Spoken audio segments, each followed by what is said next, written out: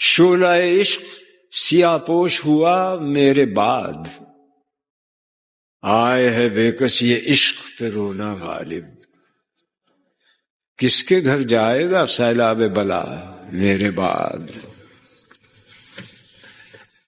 प्रिय लिखकर नीचे लिख दूं नाम तुम्हारा, कुछ जगह बीच में छोड़ नीचे लिख दूं सदा तुम्हारा।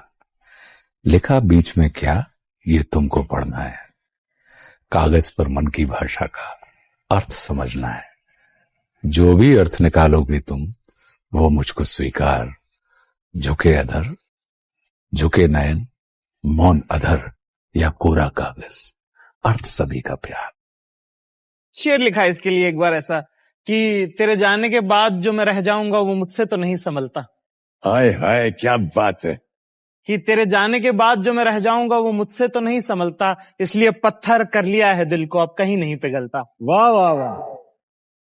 और मेरा फेवरेट शेर, इससे ज्यादा कलेजा बाहर नहीं रख सकता राइटर पेज पे, कि दुनिया मुझसे सिर्फ मोहब्बत करती है, वो दीवाना पागलपन भी करता था, और तुम तो कहते थे कि एक दिन छू लोगे।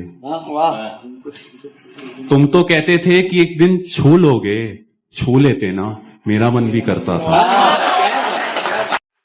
जो तुमको तलाशे गम में खुशी में, जो तुमको ही ढूंढे हर जिंदगी में, जो तुम्हारे होठों की चुप को सुने, जो बातें तुम्हारी आंखों में पढ़े, तुम्हारे लिए इस जहां से लड़े, जो तुमको जोरों से हंसना सिखाए, तुम्हारी चोट पे आंसू बहाए, जो आईने से तुमको मोहब्बत कराए। मोहब्बत वो होती है।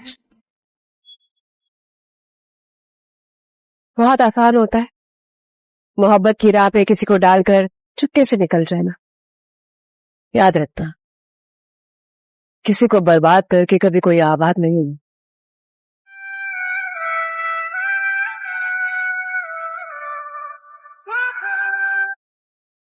किसी से जुदा होना अगर आसान होता फराज, किसी से जुदा होना अगर आसान होता फराज, जिस्म से रूह को लेने कभी फरिश्ते नहीं आते।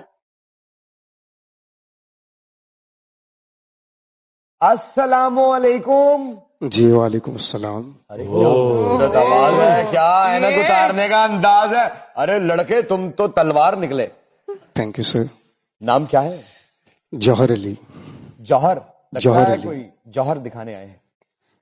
बस कुछ कलाम लिखता हूँ तो आपकी खिदमत में लेके हाजिर हुआ हूँ। कलाम लिखते हैं? जी अल्हम्दुलिल्लाह, मेरी 15 किताबें हैं उर्दू पोइट्री की। स्याही से लिखी हैं या दिल के खून से?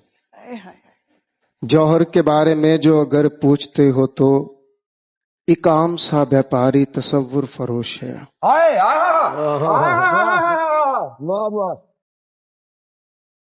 जौहर साहब, ये तो आपने शायराना अंदाज में जज्बात का सहारा लेते हुए बात को घुमा दिया। स्याही से लिखते हो कि दिल के खून से?